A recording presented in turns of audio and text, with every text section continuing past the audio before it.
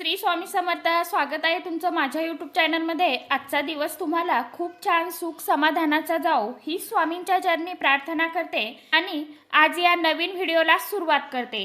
तर बघा, उद्या हे वर्षातील शेवटचा गुरुपुष्य अमृत योग आलेला आहे आणि आपल्याला या गुरुपुष्य अमृत योगावरती 12 फुलवातीची सेवा करायची आहे, उपाय करायचा आहे।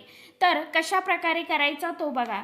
तर बघा, उद्या 21 नोव्हेंबर वार गुरुवारला आलेला आहे वर्षातील शेवटचा गुरुपुष्य अमृत योग आणि लवकरच 2024 वर्ष संपून 25ला सुरुवात होणार आहे। तर हा वर्षातील गुरुपुष्य अमृत योग शेवटचा असणार आहे। तर जेव्हा पुष्य नक्षत्र हे गुरुवारी येते तेव्हा हा गुरुपुष्य अमृत योग तयार होत असतो। म्हणून हा पुष्य नक्षत्राचा अमृत योग हा अतिशय शुभ योग मानला जातो। सर्व देवी देवता या नक्षत्राची पूजा करत असतात आणि याच पुष्य नक्षत्राला सर्व नक्षत्रांचा राजा मानलं जातं।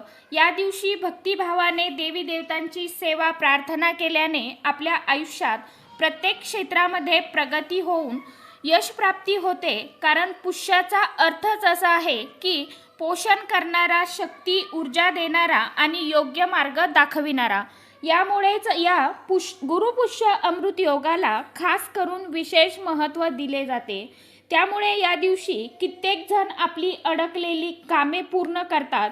ही कामे पूर्ण केल्याने त्या कामामध्ये आपल्याला 100% यश मिळतेच मिळते।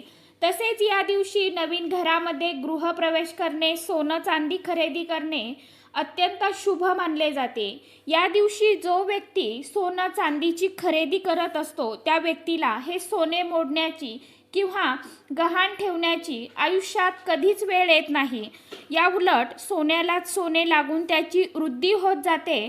त्याचबरोबर आपण नवीन घर विकत घेऊ शकतो या दिवशी किंवा कोणत्याही शुभ कामाला सुरुवात करू शकतो। फक्त या दिवशी विवाह करणे धर्मशास्त्रामध्ये मान्य नाही, कारण हा गुरुपुष्य अमृत योग विवाहासाठी योग्य मानला जात नाही। हा दिवस अत्यंत शुभ आणि महत्त्वाचा असल्याने या दिवशी आपल्या वास्तुशास्त्रामध्ये काही विशेष महत्त्वाचे प्रभावी उपाय देखील सांगितले गेले आहे।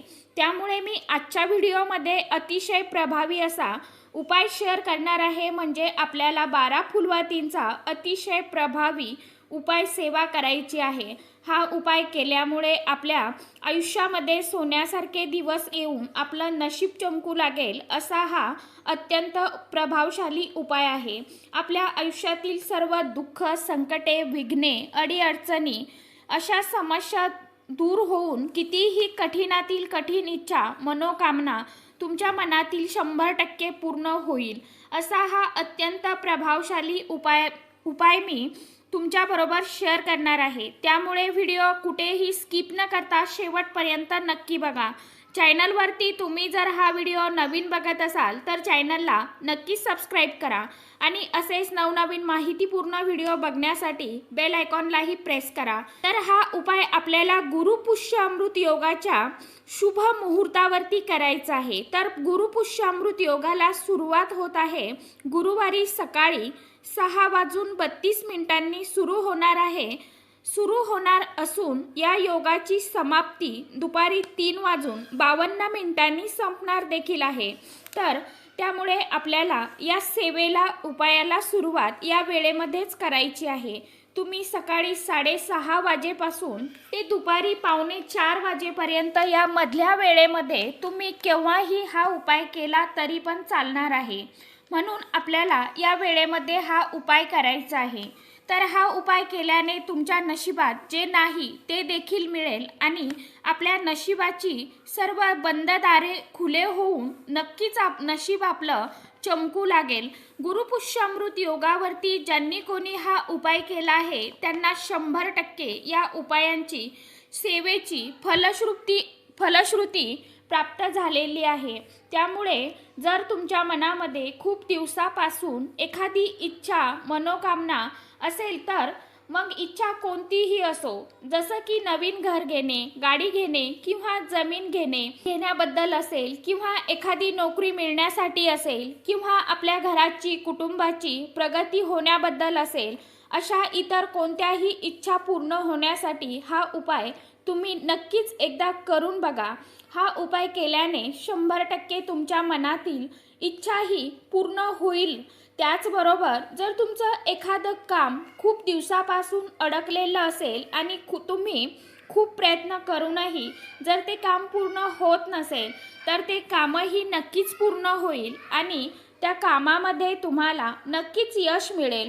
आणि उपाय केल्याने साक्षात माता लक्ष्मी प्रसन्न होऊन माता लक्ष्मीची अखंड कृपा आशीर्वाद तुमच्यावरती राहून धनाचा वर्षाव करेल आणि तुमच्या घरातील सर्व आर्थिक अडचणी, गरिबी, दुःख, दारिद्र्य दूर करेल आणि आपल्या आयुष्यात सोन्यासारखे दिवस येऊन नशीब नक्कीच चमकू लागेल। तर बघा आता हा उपाय कशा पद्धतीने करायचा आहे। तर सकाळी आपल्याला उद्या लवकर उठून स्नान करायचं आहे, स्वच्छ कपडे परिधान करायचे आहे। शक्यतो लाल किंवा पिवळ्या रंगाचे कपडे परिधान करा तुम्हाला शक्य असेल तर, नाहीतर तुम्ही कोणतेही परिधान करू शकता। आपल्या देवी देवतांची प्रथम आपल्याला पूजा अर्चा करून घ्यायची आहे आणि नंतर 6:30 ते 3:45 वाजेपर्यंत तुम्ही हा उपाय केव्हाही केला तरी देखील चालणार आहे। आपल्याला हा उपाय करण्यासाठी फुलवात लागणार आहे। फुल आता 2 प्रकारच्या वाती असतात, एक लांब वात आणि एक फुलवात। तर आपल्याला फुलवात लागणार आहे। तर आपल्याला पहिल्या दिवशी एक फुलवात घ्यायची आहे आणि ती शुद्ध गाईच्या तुपामध्ये भिजून घ्यायची आहे। मात्र इथे एक सांगेन, आपल्याला या सेवेसाठी आपल्याला तूपच लागणार आहे। तुम्ही शुद्ध गाईचं तूप घ्या, म्हशीचं असेल तर त्यामध्ये तुम्हाला थोडी चिमूटभर हळद घालायची आहे आणि नंतर ह्या वाती आपल्याला भिजून घ्यायच्या आहे। तर शुद्ध गाईच्या तुपामध्ये भिजून घ्यायची आहे। तुमच्याकडे जर चांदीचं निरांजन असेल तर अधिक छान, शक्यतो त्यामध्येच लावण्याचा प्रयत्न करा। नसेल तर किंवा मातीची पंती किंवा पितळेचं, तांब्याचं जे असेल तो दिवा तुम्ही स्वच्छ धुवून पुसून घ्यायचा आहे आणि त्या दिव्यामध्ये आपल्याला ही एक फुलवात ठेवायची आहे आणि आज देवासमोर आसनावरती बसून आपल्याला त्या दिव्यामध्ये एक फुलवात घालून हा दिवा प्रज्वलित करायचा आहे। त्यानंतर माता लक्ष्मीला हळदी कुंकू लावायचं आहे। परत एकदा आपल्या मनातील इच्छा किंवा तुम्ही ज्या कामासाठी हा उपाय करत असाल तर तुम्हाला संकल्प करायचा आहे आणि माता लक्ष्मीचं नामस्मरण करून माझ्या मनातील ही इच्छा पूर्ण करा अशी प्रार्थना तुम्हाला माता लक्ष्मीला करायची आहे। आणि संकल्प हा फक्त आपल्याला पहिल्याच दिवशी करायचा आहे, रोजच्या रोज करण्याची गरज नाही। सेवा आता आपल्याला अशा प्रकारे हा दिवा देवासमोर प्रज्वलित करून घ्यायचा। त्यानंतर तूप आपल्याला थोडंसं जास्त घालायचं आहे त्या दिव्यामध्ये। तर आता आपल्याला एक वेळा उद्या कनकधारा स्तोत्राचं पठण करायचं आहे, त्यानंतर एक वेळा श्रीसूक्त पठण करायचं आहे आणि 16 वेळा नवार्णव मंत्राचा जप करायचा आहे। त्यानंतर महालक्ष्मीचा मंत्र तुम्हाला म्हणायचा आहे किंवा विष्णू गायत्री मंत्र तुम्हाला 16 वेळा 21 वेळा म्हणायचा आहे। एवढ्या सेवा तुम्हाला करून घ्यायच्या आहे। सेवा झाल्यावरती तुम्हाला परत एकदा हात जोडायचे आहे ना, तुमची जी कोणती इच्छा असेल ती तुम्हाला बोलायची आहे। याच्यानंतर आता हा झाला आपला पहिला दिवस। आता दुसऱ्या दिवशी म्हणजे शुक्रवारपासनं तुम्हाला काय करायचं आहे, तर उद्या तुम्ही आता 6:30 ते 3:45 पर्यंत ह्या सेवेला उपायाला सुरुवात केव्हाही केली तरी चालणार आहे। परंतु शुक्रवारी तुम्हाला एक वेळ ठरवून घ्यायची आहे की तुम्हाला ही सेवा सकाळी करायची आहे किंवा संध्याकाळच्या वेळी माता लक्ष्मी येण्याच्या वेळेमध्ये करायची आहे। म्हणजे 6च्या नंतर तुम्ही 7:30 पर्यंत केव्हाही सेवा करू शकता। तर तुम्हाला एक वेळ ठरवून घ्यायची आणि त्या वेळेमध्ये तुम्हाला ही सेवा करायची आहे। तर आता दुसऱ्या दिवशी तुम्हाला 2 फुलवाती त्याच दिव्यामध्ये लावायच्या आहे। त्याच्यानंतर शनिवारी तुम्हाला 3 फुलवाती लावायच्या आहे एक साथ। अशा करत करत तुम्हाला या 12 फुलवाती होईपर्यंत म्हणजे 12 दिवस 12 फुलवाती लावायच्या आहे। त्यानंतर 12 झाल्या की 13व्या दिवशी परत 13व्यापासून 1 पर्यंत तुम्हाला एक अशा लावत आणायच्या आहे। म्हणजे 13व्या दिवशी 12 लावायच्या, त्याच्यानंतर 11 लावायच्या, त्याच्यानंतर 10 लावायच्या, त्यानंतर 9 लावायच्या, 8 लावायच्या, असं परत आपल्याला एक फुलवातीवरती आपल्याला यायचं आहे। याला म्हणजे चढता उतरता करम म्हणतात। तर आता ही सेवा पूर्ण 24 दिवसाची आहे। तर तुम्हाला यामध्येच मधातच जर समजा आता तुम्ही सेवा चालू केली आणि तुमचे 2-4 दिवस सेवा करून झाली, समजा मधातच पिरियड आला, तर तेवढ्या 4 दिवसाचा गॅप टाकून 5व्या दिवसापासून तुम्हाला सेवा चालू करायची आहे।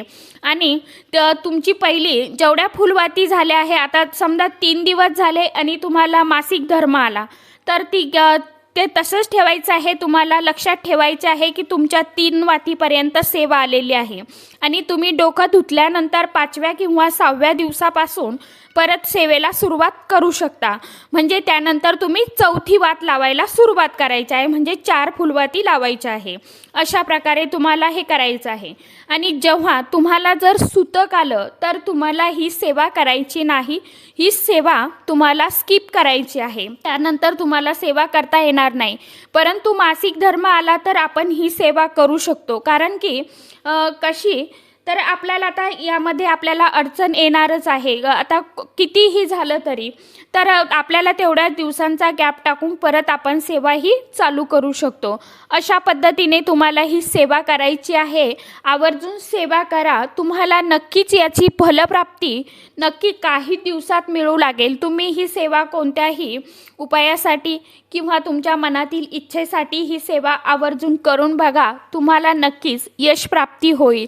तर अशाप्रमाणे तुम्हाला या 12 फुलवातींचा उपाय सेवा आवर्जून करायची आहे। त्यानंतर स्वामींची उद्याच्या दिवशी तुम्हाला जर शक्य झालं तर एक पारायण आवर्जून करा, स्वामींची एक माळ करा किंवा 11 माळी करा। आता आणि या सेवेला फारसा काहीही वेळ लागत नाही। फक्त सेवा कोणतीही असो, कमी सेवा करा, फक्त पूर्ण मनापासून करा, पूर्ण श्रद्धेने आणि मनापासून सेवा करा। तुम्हाला नक्कीच अनुभव काही दिवसामध्येच येईल। कारण हा 2024 मधील वर्षातील शेवटचा गुरुपुष्यामृत योग आहे आणि माता लक्ष्मी सर्वांना चांगला आशीर्वाद देवो, सर्व तुमच्या मनातील इच्छा मनोकामना पूर्ण करो, हीच माता लक्ष्मीच्या चरणी प्रार्थना करते आणि आजचा व्हिडिओ इथेच थांबवते। तर आजच्या व्हिडिओमध्ये इतकीच माहिती होती। कशी वाटली नक्की सांगा। व्हिडिओ आवडला तर चॅनलला लाईक शेअर सबस्क्राईब जरूर करा। परत भेटूया नवीन माहितीसोबत, नवीन व्हिडिओसोबत। तोपर्यंत सर्व माझ्या यूट्यूब परिवाराला श्री स्वामी समर्थ।